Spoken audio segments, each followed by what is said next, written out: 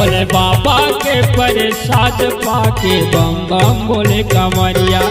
चिलम्मा गांजा भर भर के जी बम बम बोले कंवरिया। झूमत गावत नाचत जावे झूमत गावत नाचत जावत जुर्मिल के चंगी जहुरिया। चिलम्मा गांजा भर भर के रे बम बम बोले कंवरिया।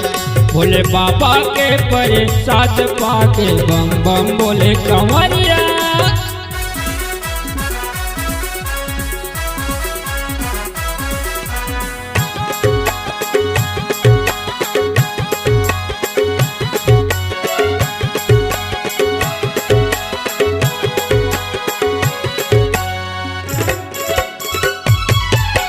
जटम होकर गंगा विराजे कंठ मजहर भरी। माथा में होकर चंदा विराजे गला मडोमी परी।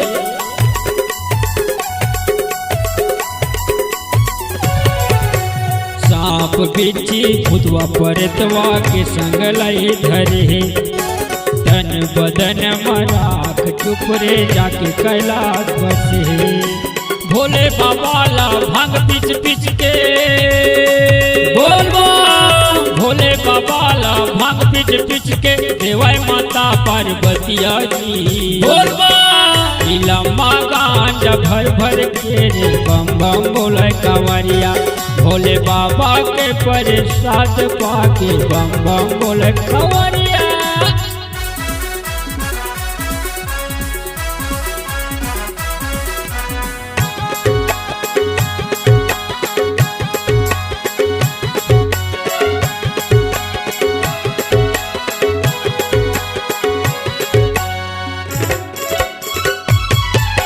घर परिवार के जमो जाही संग बाबू दाई।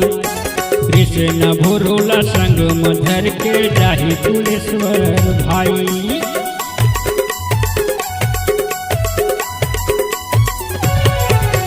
काका के संग मोर काकी जाही। भैया के संग मोर भौजी।